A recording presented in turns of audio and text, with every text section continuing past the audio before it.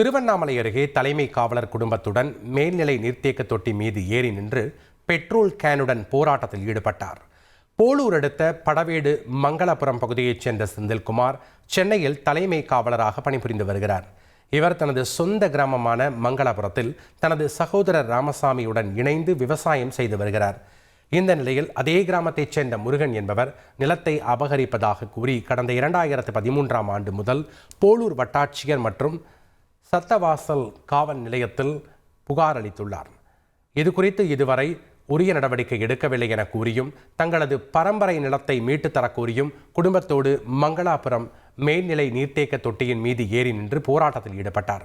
கையில் பெட்ரோல் கேனுடன் சுமார் 3 மணி நேரத்துக்கு மேலாக போராட்டம் நடத்தி வந்த அவர்களுடன் போலீசார் நடத்திய பேச்சுவார்த்தைக்கு பின் இறங்கி வந்தனர்.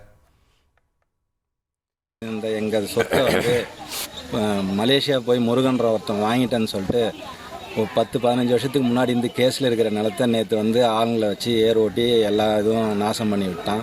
அதில் அப்போ தான் அறுவடை பண்ணியிருந்த வைக்கலோடு இருந்தது. எங்கள் சித்தப்பா பையன் தான் அதை ராமசாமின்ற பயிர் வச்சுட்டு இருந்தான். அது மொத்தம் வீணாக்கந்து இல்லாமல் எங்கள் நிலத்தில் இன்றைக்கி அவங்க ஏர் ஓட்டி நட்டாங்க. நாங்கள் காவல்துறையில் முறைப்பட்டோம். நான் போலீஸில் இருக்கிறதுனால யாரும் நான் போய் அராஜகம் பண்ணக்கூடாதுன்னு சொல்கிறாங்களே தவிர எனக்கு யாரும் நியாயம் சொல்கிறதுக்கு ஆள் இல்லாமல் நான் கஷ்டத்தில் இருக்கேன். எனக்கு வேறு வழி தெரியாததுனால நான் போராட்டத்தில் ஈடுபட்டிருக்கேன். செய்திகளை உடனுக்குடன் தெரிந்து கொள்ள உடனே சப்ஸ்கிரைப் பண்ணுங்க.